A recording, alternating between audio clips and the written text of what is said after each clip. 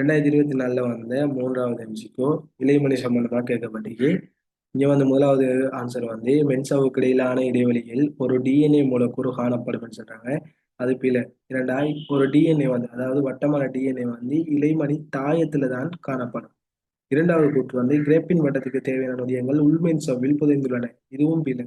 ஏண்டா கிரேப்பின் வட்டத்துக்கு தேவையான நொதியங்கள் அதுவும் இலைமணி தாயத்துல தான் இருக்க போகுது. அடுத்த மூன்றாவது ஆன்சரை பார்த்தோம்னா 80 ரைபோசோம்களும் பொஸ்பேட்டு சிறுமணிகளும் தாயத்தினுள் அமைந்துள்ளன. பொஸ்பேட்டு சிறுமணிகள் சரி, ஆனா 80 ரைபோசோம் அல்ல, 70 ரைபோசோம். நான்காவது கூற்றை பார்த்தோம்னா தாயத்தில் ஒரு பைருவேற்று மூலக்கூறோ 2 CO2 மூலக்கூறுகளை விடுவிப்பதன் மூலம் அசட்டைல் கோஏ மூலக்கூறாக மாற்றப்படும். இங்க வந்து ஒரு பைருவேற்று மூலக்கூறு ஒரு CO2 தான் விடுவிக்கும். ஆகவே நான்காவது விடையும் பிழை. ஐந்தாவது வந்து ஒட்சியேற்ற பொஸ்பரிலேற்றத்தில் அத்தியாவசியமான நொதியங்கள் உச்சியில் உள்ளன. இது வந்து அந்த பாயிண்ட்ஸ்ல ஏறிக்கு சரியான விடை. ஆகவே மூன்றாவது கேள்விக்கு ஐந்தாவது ஆன்சர்.